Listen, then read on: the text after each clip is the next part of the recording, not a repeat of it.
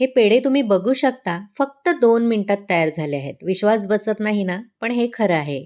आज मी तुम्हाला इतके पौष्टिक आणि झटपट पेढे दाखवणार आहे, की ते बनवण्यासाठी तुम्हाला गॅस लावायची सुद्धा गरज भासणार नाही.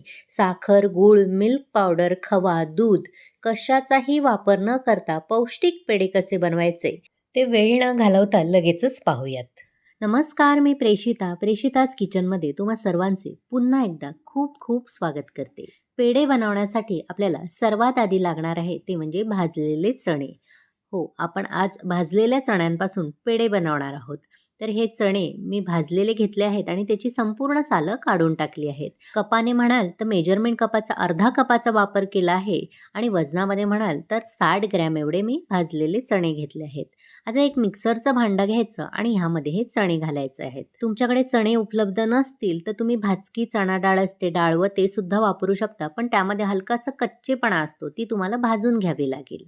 आता ह्यामध्ये आपल्याला गोडीसाठी टाकायचं आहे साखर, गूळ कशाचाही वापर न करता आज आपण खजूर वापरणार आहोत. इथे मी काळे खजूर घेतले आहेत, ते गोडीला कमी असतात, साखरेचं प्रमाण त्यामध्ये कमी असतं. तुम्ही साधे खजूर सुद्धा वापरू शकता. या खजुरामधल्या मी बिया काढून टाकल्या आहेत आणि देठ सुद्धा. मी हे खजूर बिया आणि देठं काढून मेजरमेंट कपाचा 1 कप एवढे घेतले आहेत आणि वजनामध्ये म्हणाल तर 120 ग्रॅम, म्हणजे आपण जेवढे चणे घेतलेले त्याचे दुप्पट खजूर घेतले आहेत. तुम्ही प्रमाण गोडाचं कमी अधिक सुद्धा करू शकता. मी जे प्रमाण सांगितलं आहे त्यामध्ये मध्यम गोडीचे पेढे तयार होतात.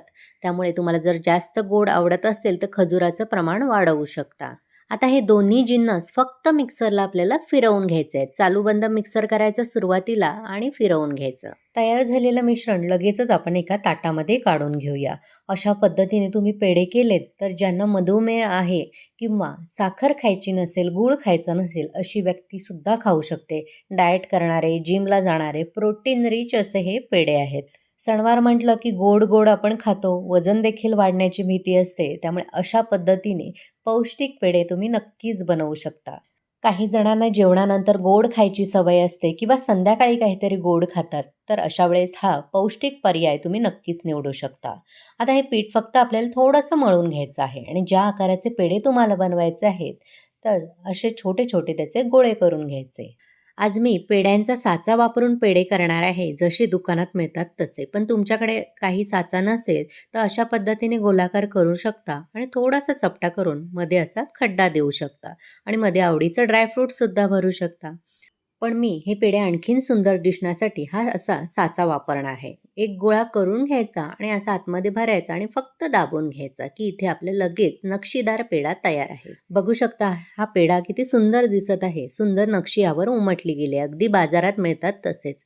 आणखी एक तुम्हाला मी करून दाखवते. असा गोळा फक्त एक करून घ्यायचा आणि मळून ह्यामध्ये भरायचा आणि दाबून घ्यायचा. लगेच आपला पेढा नक्षीदार तयार होतो. इथे मी सर्व पेढे बनवून घेतले आहेत. बघू शकता किती पेढे तयार झाले आहेत. फक्त आपण 60 ग्रॅम चणे आणि 120 ग्रॅम खजूर वापरलेला.